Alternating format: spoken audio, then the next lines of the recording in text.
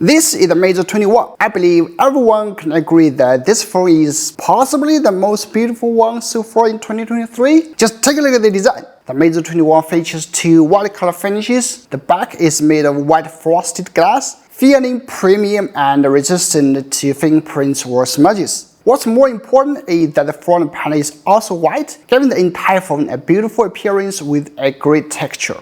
However, don't think that an all-white panel finish is an easy task. Have you ever considered a question? Why are all-white panel phones like the Meizu 21 so rare nowadays? The reason is simple. The yield of white panels is indeed too low. Unlike black panels, even tiny impurity in white panels can become immediately visible. What's even more troublesome for manufacturers is that the white panels with impurities can only be scrapped, scrapped.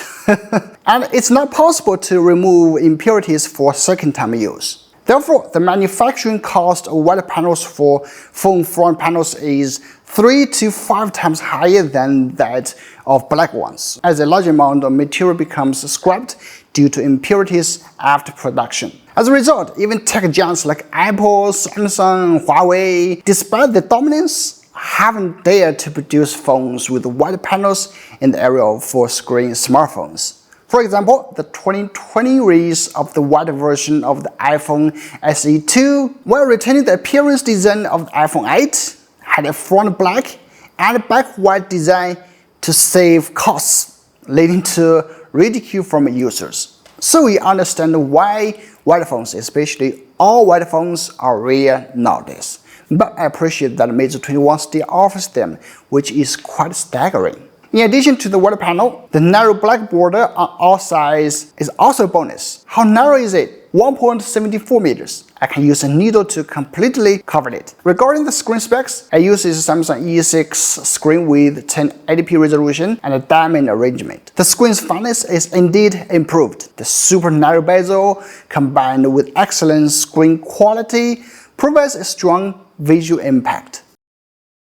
In terms of performance, the Meizu 21 is equipped with the Snapdragon 8 Gen 3 processor and gains the impact at ultra high quality, 60 frames after 30 minutes of marathon running. The average frame rate is 59.7, which can be considered smooth. The temperature is 41 degrees with a slightly warm feeling. Next, the more challenging star steel scene test.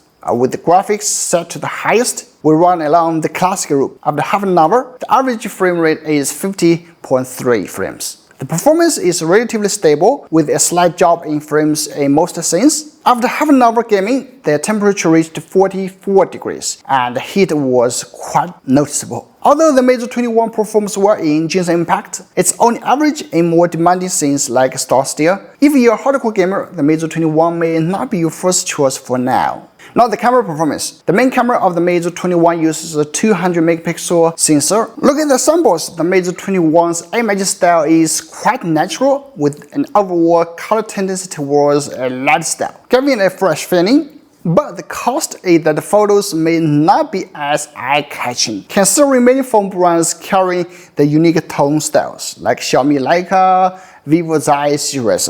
Here are more photo samples. Let me know if they are good. By the way, do you guys want me to do more photo tests on the Meizu 21? If this video reaches 50k views, I probably will. So please subscribe and like. Making videos is not easy. By the way, I finally got the Vivo X100 Pro, which was sent by GameStop for reviewing. You can always check out the newest phones or cool gadgets from this website.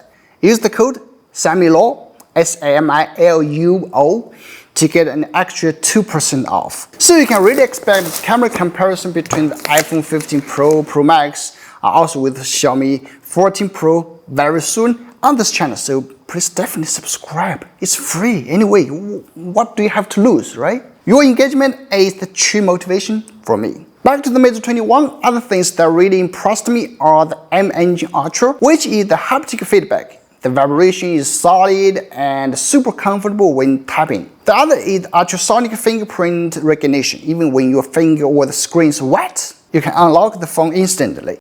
Also, the unique M back feature for all Meizu users. Let touch to go back, have a touch to the home interface, have a press and hold to lock the screen.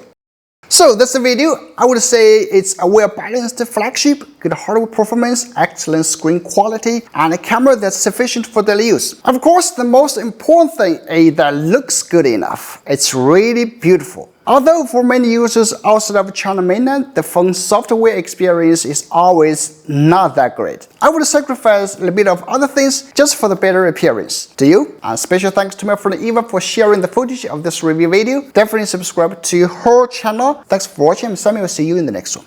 Bye bye.